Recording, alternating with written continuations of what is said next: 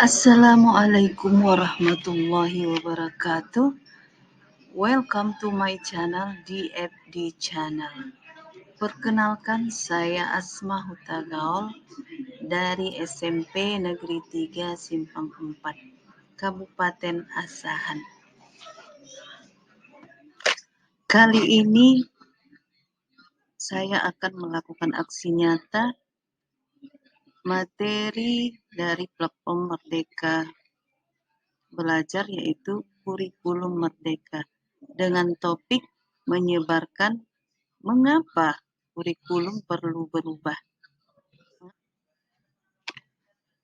Di dalam modul kurikulum Merdeka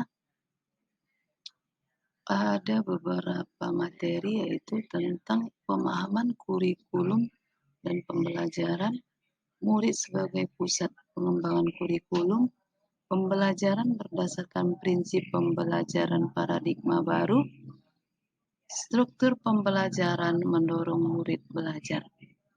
Nah, di dalam modul ini terdapat materi, kemudian setelah kita belajar materi, kita melakukan post-test.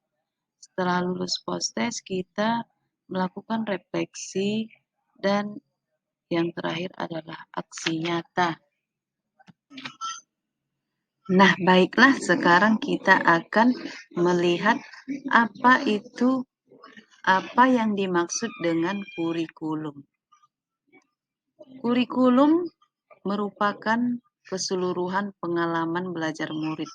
Kurikulum juga merupakan multidimensi dan kompleks. Kurikulum ini juga merupakan ibarat jantung pendidikan, di mana kalau jantung kita baik, maka peredaran darah itu akan mengalir dengan baik. Nah, jika jantung kita sakit, maka pendidikan juga akan seperti jantung kita. Adapun tujuan kurikulum adalah untuk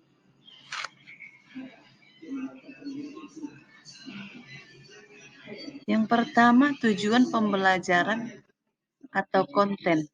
Yang kedua, panduan pedagogik. Yang ketiga adalah panduan asesmen.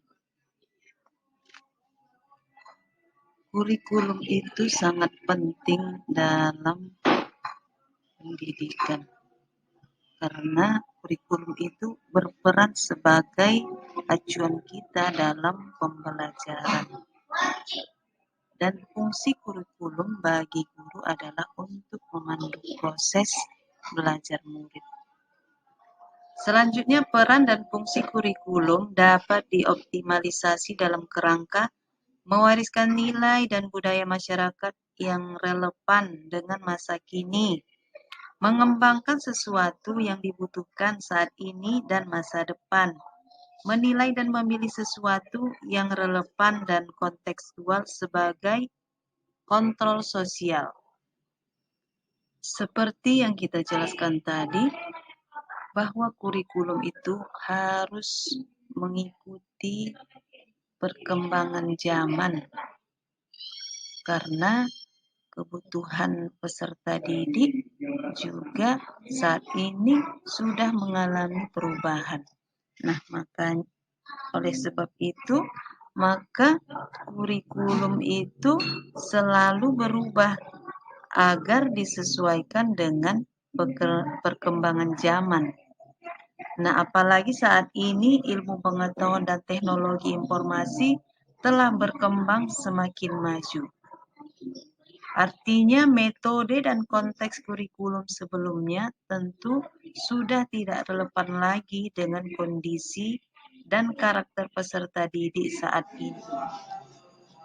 Dapat kita simpulkan bahwa alasan kenapa berubah itu agar kurikulum tadi sesuai dengan perkembangan zaman, kemudian agar sesuai dengan kebutuhan siswa saat ini. Dan mungkin agar mampu mewujudkan generasi emas. Berdasarkan keputusan pemerintah, maka dibuatlah solusi untuk menyesuaikan kurikulum dengan perkembangan zaman saat ini, yaitu solusi yang tepat adalah dengan menerapkan kurikulum merdeka. Kenapa kurikulum merdeka?